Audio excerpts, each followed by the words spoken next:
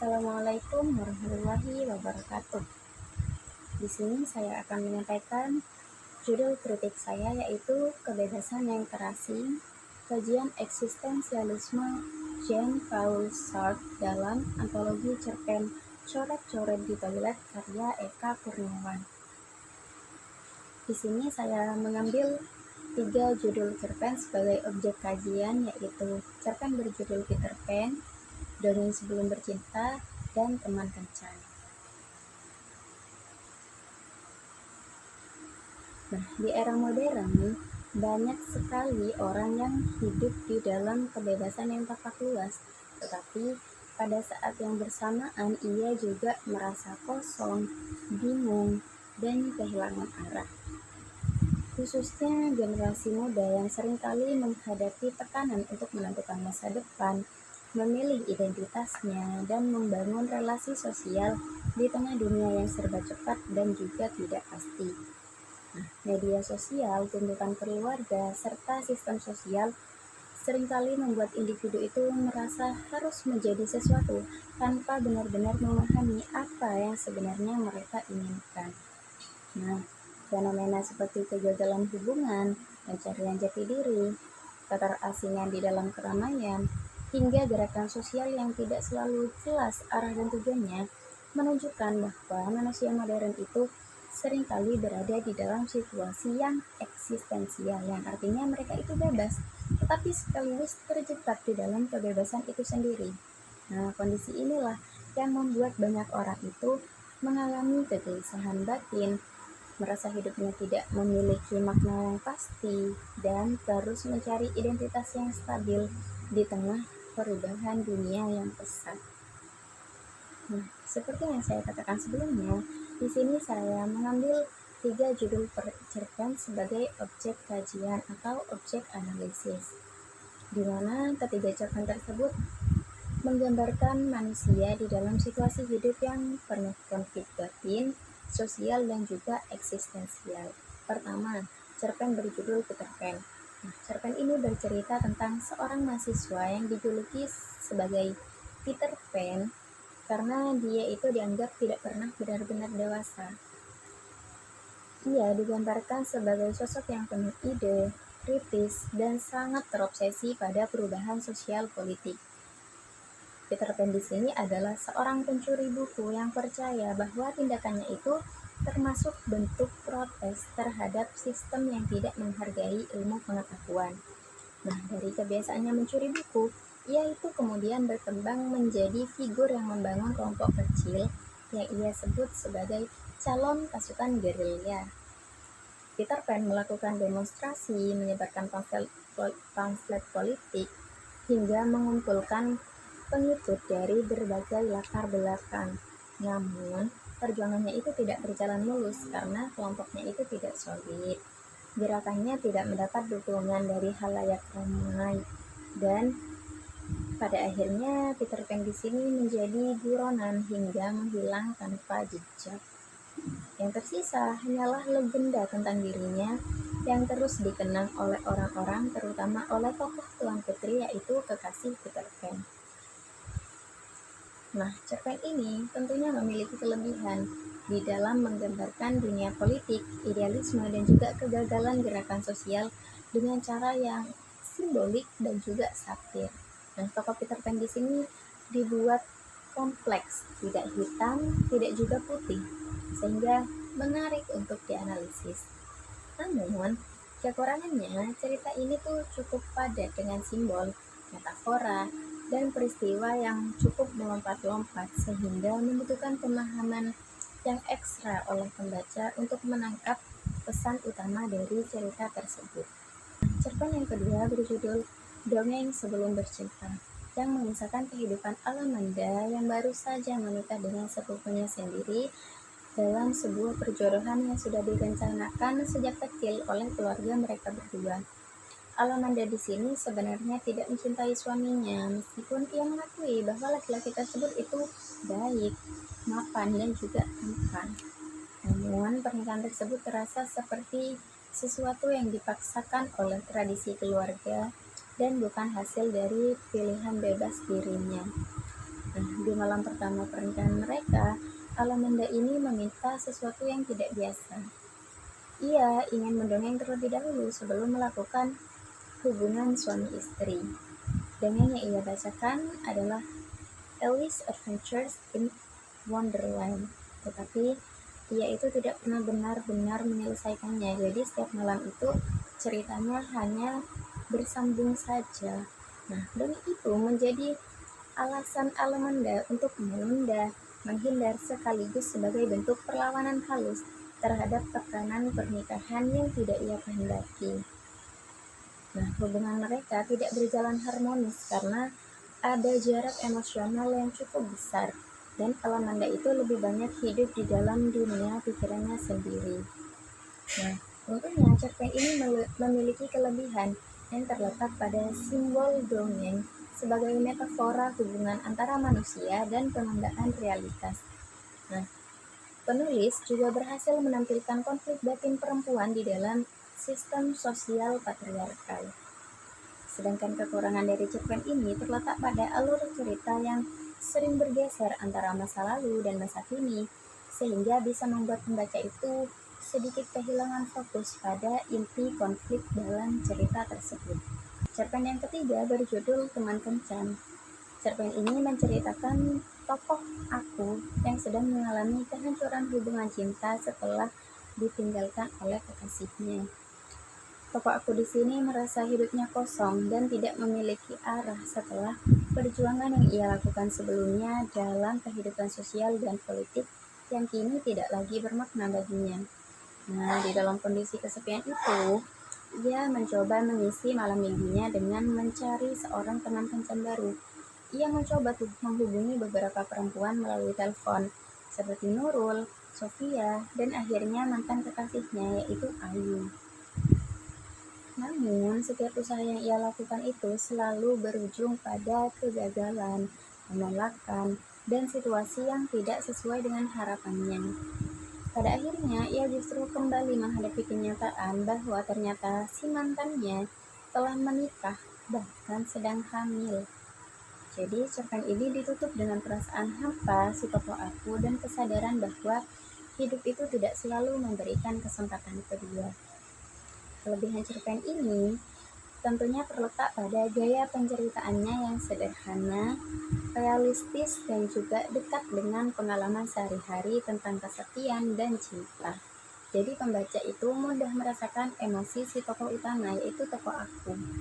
Namun kekurangannya terletak pada konflik yang dihadirkan yang cenderung ringan dan lebih bersifat kepada pengalaman personal dibandingkan konflik besar seperti pada dua cerpen sebelumnya.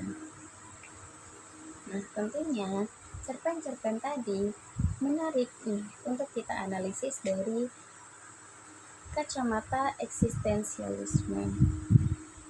Jadi, eksistensialisme di sini merupakan aliran yang menempatkan manusia itu sebagai pusat makna kehidupan, tidak seperti pandangan deterministik yang menganggap manusia itu sudah ditentukan oleh nasib, Tuhan, ataupun struktur sosial.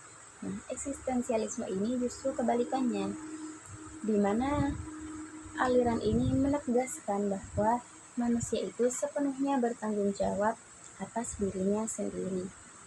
Pemikiran tokoh yang digunakan untuk menganalisis cerpen-cerpen tersebut adalah pemikiran dari Jean-Paul Sartre yang menyatakan bahwa eksistensi itu mendahului esensi, yang artinya manusia itu tidak dilahirkan dengan makna, identitas, atau tujuan yang sudah jadi atau terbentuk, melainkan harus diciptakan sendiri melalui pilihan hidupnya. Nah, di dalam pemikiran Sartre ada beberapa konsep penting. Yang pertama yaitu kebebasan radikal, di mana manusia itu selalu bebas untuk memilih apapun di dalam hidupnya, bahkan di dalam situasi yang paling tertekan sekalipun. Namun, kebebasan ini bukan hal yang ringan, karena tentunya setiap pilihan itu memiliki konsekuensi. Yang kedua yaitu tanggung jawab eksistensial, yaitu manusia tidak bisa menyalahkan orang lain, keadaan, maupun takdir atas hidupnya, karena apapun yang terjadi itu adalah hasil dari pilihannya sendiri. Yang ketiga yaitu bad faith atau maling iman, yaitu kondisi ketika manusia itu berbohong kepada dirinya sendiri untuk menghindari tanggung jawab atas kebebasan yang dimilikinya. Misalnya, ketika seseorang itu berkata, "Aku tidak punya pilihan," padahal sebenarnya ia itu tetap memilih untuk tidak memilih. Nah, yang terakhir yaitu kecemasan eksistensial, di mana ada rasa gelisah yang muncul karena manusia itu sadar bahwa hidupnya itu tidak memiliki jaminan makna dan ia sepenuhnya bertanggung jawab atas dirinya sendiri. Nah, teori dari Sartre ini tentunya relevan untuk menganalisis cerpen-cerpen dari Eka Kurniawan karena tokoh-tokohnya itu berada di dalam situasi yang penuh konflik, penuh pilihan, dan juga tekanan sosial. Mereka itu tampak bebas, tetapi kebebasan itu justru membuat mereka bingung, terasing, dan tidak stabil secara identitas. Nah, misalnya dalam cerpen Peter Pan, tokoh Peter Pan itu kan digambarkan sebagai mahasiswa yang mencuri buku. Kemudian ia berkata bahwa tindakannya itu adalah bentuk perlawanan terhadap sistem. Ia juga membentuk kelompok kecil yang ia sebut sebagai pasukan gerilya, melakukan demonstrasi dan menyebarkan pamflet politik. Nah, namun pada akhirnya ia itu malah menjadi buronan dan menghilang tanpa jejak. Nah, di dalam perspektif Sartre, Peter Pan ini menunjukkan bentuk kebebasan radikal karena ia itu memilih sendiri jalan hidupnya, yaitu dengan mencuri buku, membangun gerakan, dan melawan sistem. Ia tidak dipaksa oleh siapapun untuk melakukan tindakan-tindakan tersebut. Namun, kebebasan itu tidak benar-benar matang karena ia menggunakan ideologi, yaitu revolusi, gerilya, perlawanan, sebagai cara untuk membentuk identitas dari dirinya. Nah, hal ini bisa dilihat sebagai bentuk bad faith, yaitu ketika seseorang bersembunyi di balik peran atau revolusioner untuk memberikan makna pada hidupnya tanpa benar-benar menyadari tanggung jawab personalnya. Nah, Peter Pan di sini tidak benar-benar bebas dalam arti Sartrean yang otentik, karena ia itu masih melarikan diri dari kekosongan makna hidupnya dengan membangun identitas sebagai aktivis revolusioner. Ketika ia menghilang, yang tersisa hanya mitos tentang dirinya, bukan kesadaran dirinya sebagai individu yang utuh. Hal ini menunjukkan kegagalan di dalam mencapai eksistensi yang autentik.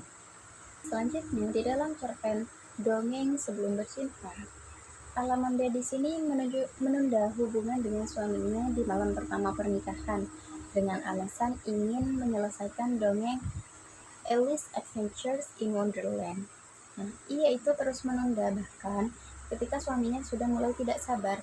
Alamanda juga diketahui menikah bukan karena cinta, tetapi karena adanya perjodohan dari keluarga mereka. Nah, di dalam perspektif Sartre, Alamanda ini berada di dalam situasi kebebasan yang tertekan. Jadi secara formal ia sudah memilih untuk menikah, tetapi pilihan itu tidak sepenuhnya berasal dari dirinya, melainkan ada dari tekanan keluarganya. Nah, tindakan Alamanda yaitu mendongeng sebelum bercinta dapat dipahami sebagai bentuk perlawanan eksistensial yang halus, yaitu usaha untuk mempertahankan ruang kebebasan pribadi di dalam situasi yang membatasi. Nah, namun ketika ia terus menunda dan tidak menghadapi realitas hubungan secara langsung, ini juga bisa dilihat sebagai bentuk bad faith, yaitu penghindaran terhadap kenyataan hidupnya sendiri. Nah, Alamanda di sini menunjukkan ambiguitas eksistensial. Di satu sisi, ia ingin bebas, tetapi di sisi yang lain, ia tidak sepenuhnya mengambil tanggung jawab atas pilihannya sendiri.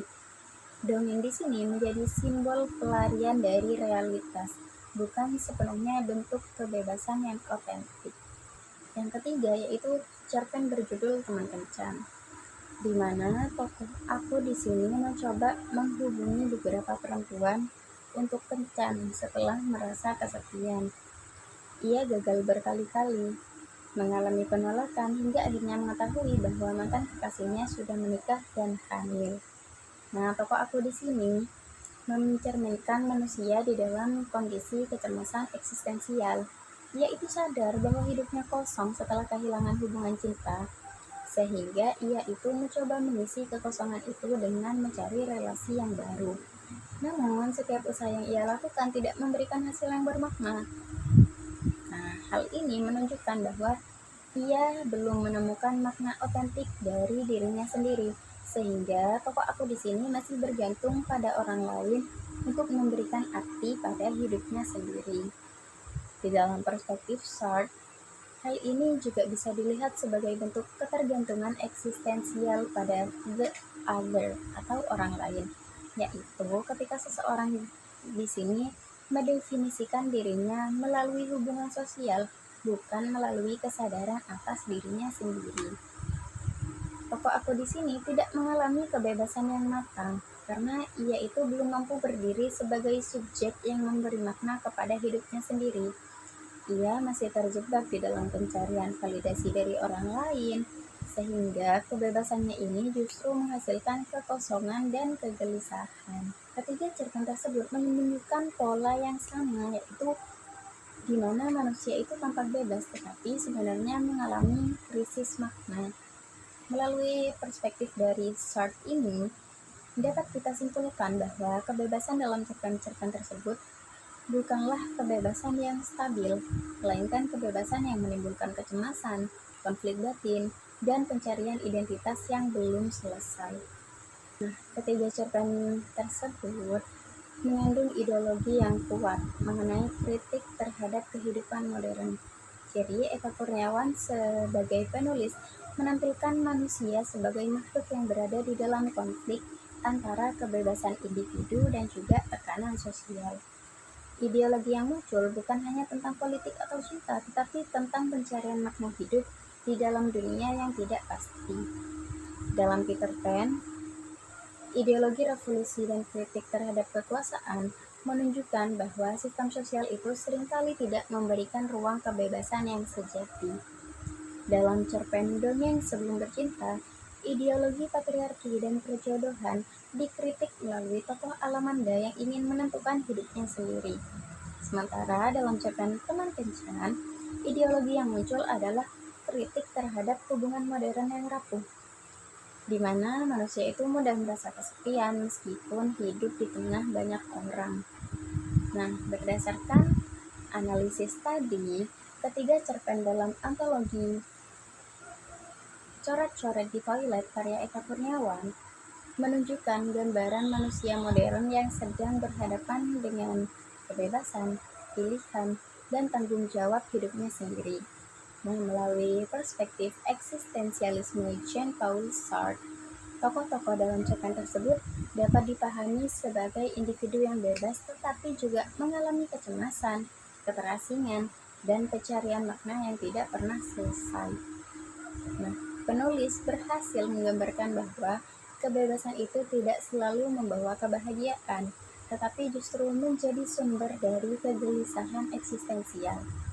Dengan demikian, cerpen-cerpen tersebut relevan untuk dikaji melalui teori Sartre karena secara akurat dan kuat memperlihatkan konflik antara kebebasan manusia dan kenyataan hidup yang membatasi, sekaligus menunjukkan bahwa manusia harus terus menciptakan makna hidupnya sendiri di tengah ketidakpastian dunia.